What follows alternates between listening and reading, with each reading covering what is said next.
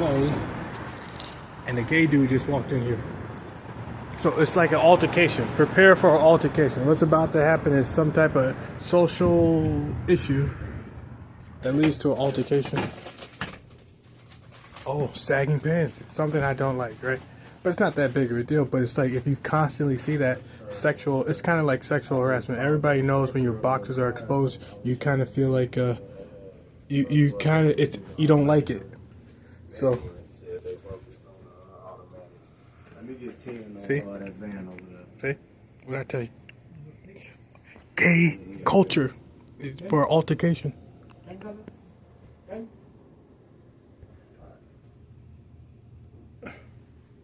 They don't. They really don't. He's talking about they don't have an instructor.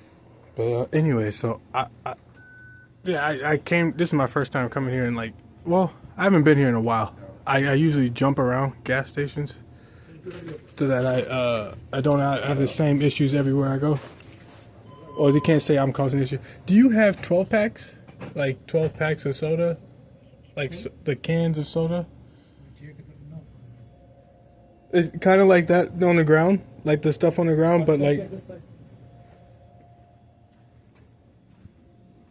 those, but. This. Yeah. Oh, thank you. Perfect. Thank you.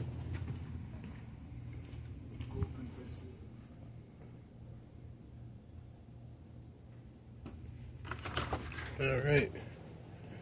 Bing, and then snacks. All right, let's get some snacks.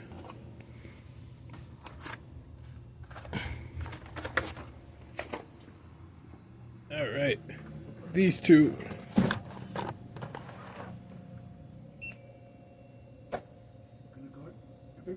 Yes, card. Yes, please.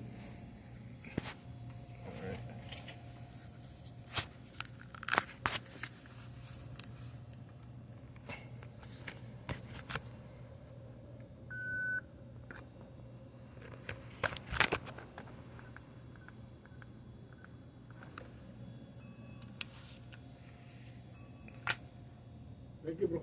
All right, thank you. All right, so let's go out here and see what kind of altercations are waiting. Oh shit, there it is. So if I would have walked out here, I would have been hit by this dude. He wasn't even waiting or hesitating. Oh, he was waiting over there to imitate striking me with this car. So if I had continued to walk, it's either I'm gonna get hit by people like him or he. And look, there's a first student. See that? First student. So if I would have walked down, looked into the street, and then gay culture harassment. So that girl is gay, and when I first got here, she shook her head no when I looked at the woman in the van that was parked there. I looked at her butt. She saw me looking at her butt, and she shook her head no, like she was guiding my sexual interest. And people keep doing that too. So if I look at an attractive person, somebody nearby will look at me or shake their head no or shake their head up and down, like giving me like the go-ahead to flirt with that person, or giving me the information to not, well, telling me not to flirt with that person. That's what she just did. And then when I tried to tell on that first student person, this girl out of the corner of my eyes just mean mugged me. That girl right there for like a split second. So you turn and you look at that person really aggressively to get them to feel intimidated by you telling. And that's her ABV 4475. She's gay. So these gay people waited here because they knew I was gonna be here. And it doesn't take too long to find like 3 or 4 people in the gay community to get to a gas station before I got there. So the black dude with the saggy pants and the beat up car was supposed to intimidate me or to remind me of like being in the ghetto. So the ghetto interactions, you remember when you grew up, what type of people were beating you up and harassing you or intimidating you or what you saw on the news? So it required, so he showed up to remind me to be scared, to be not feel like you're safe. So I'm 33 years old, you should feel like, and I work for a living, or I don't bother people, I don't do drugs, I'm not in the ghetto, I don't buy guns, I don't sell things, I'm a smart guy, right? Or I try to be. So somebody is sending ghetto black people wherever I go to keep me afraid, using my childhood memories as a reminder of who dangerous people are, and to make sure I always see a dangerous person to keep me afraid of those people, so that I don't grow out of it. I don't forget who dangerous people are, or I don't feel safe, which is a freedom. Feeling safe is to some people a freedom that not everyone's supposed. Well, I can't have unless I'm willing to have sex with gay people. And it's the army for the gay community. They use uneducated black men to do their dirty work. So if a white guy who is gay, he will use an uneducated black dude from the ghetto who dresses ghetto to intimidate and scare and stalk somebody he thinks is soft enough to have sex with, soft like a soft person to have sex with. And a gas station is a great place to scare somebody, or to meet somebody, or to pretend like you're meeting somebody for the first time, but you never planned on meeting that person there, even if you planned on doing it a couple of seconds, 2 or 3 seconds before he finally chose to go to this specific gas station. So that's the gay community. They're using opportunities like me arriving to a gas station to use sexual harassment and intimidation to get me to have sex with gay people, to scare me, to keep me afraid, and to keep me thinking about sex. So a woman who's very thick with a round butt, when I arrived here, when I parked this car here, there was a woman with a round butt bent over, getting out of her, looking in the back seat of her car, and right next to her was a woman who is gay, who's probably more of a dude, who lives her life like a dude, telling me not to be attracted or hit on the woman who was bent over. When I looked at her butt, the woman here shook her head. And then a couple of seconds later, a gay dude showed up, bent over with his boxers hanging down, and everybody knows that's a sign of the gay community. And he wanted me to see that. So I was the very next person in the store after that guy showed up. So after the guy with the gay dude, the intimidator, showed up, I was the very next person to walk inside the store. So the only person behind him, somehow, timing or with implants, somebody used implants to make sure that the only people who arrived here on time were gay community members, and the only things that transpired was exactly what somebody wanted me to experience. They wanted me to be the only person standing behind the intimidator who had his pants pulled down and his butt exposed, well, his boxes exposed, and everybody knows that's a sign of the gay community. And there's a death threat. So every time I get to telling on YouTube or Twitter or the internet, a couple of seconds later, a paramedic will drive past me. It doesn't matter where I am. Soon, the first opportunity they have to get a paramedic to drive past me is what they'll do. These people with implants, to get me to be afraid that if I continue to tell on the gay community, I'll be killed or somebody's gonna hurt me. But so my point is, somebody wanted me to see a man bent over, with his pants hanging out, and dare me. Scarlett Johansson likes gay dudes who dress and act like the man you saw in the video with his pants pulled down, because they aren't afraid to hurt somebody, because even if they get caught, they'll go to prison and have sex with dudes. So there's no consequences for them. And that's Scarlett Johansson. Those are the type of men she likes.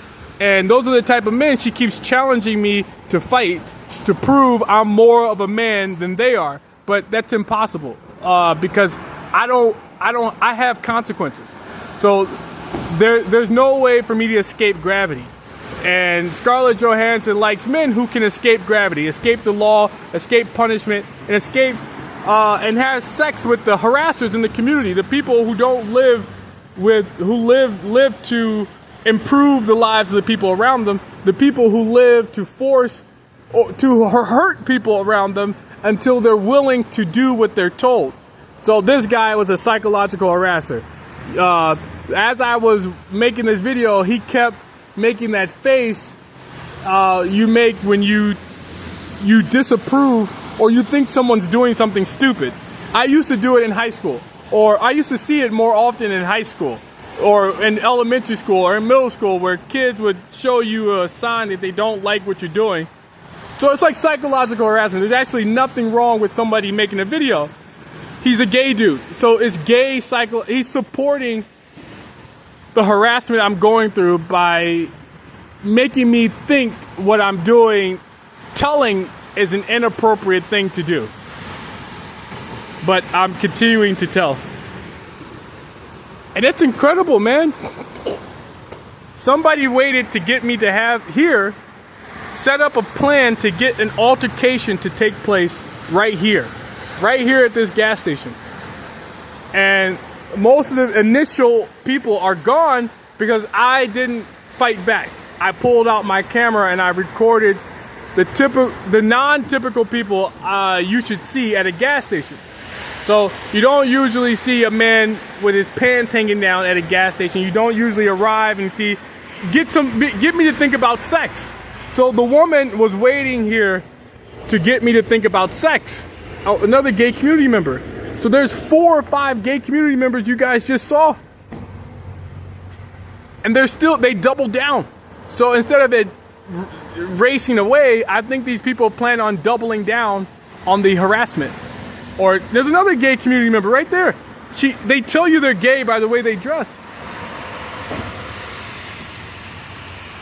So these people double down on on the harassment. So instead of it acknowledging that, hey man, instead of acknowledging that we've been caught, they're gonna double down on the sexual harassment, intimidation, and implants. I don't want to have sex with older women in their 50s. I don't want to have sex with married women or women who have children. I don't want to share space with the people around me. So those are the gay culture lifestyles that somebody keeps trying to groom me to participate in. Instead of finding one person to have sex with and marrying that person, these gay community members are scaring away heterosexual women, and so that there's no opportunity for me to live that lifestyle without living with, instead of living a gay man's lifestyle. So like a gay black man would be having sex with married wives, married women, or married dudes, or women who have children, or college kids, or something of that nature. And that's what gay people are scaring away straight people to get me to do. So I'm telling. I plan on telling because I don't want to have. Oh, and they just told me every time you point the camera at your face, they just use implants to tell me that every time you point the camera at your face, we're gonna move Indian people into your life, so that you get struck by what happens to lots of Indian women, because that's what the Indian community thinks of you. The gay community in Indian culture thinks I am a woman. So they're gonna pour acid on my face because I care so much about my face. I don't care that much about my face. I care about it like any human ought to, but I don't value it above anything else in the world. More than anybody else. But that doesn't matter. They want me to be involved in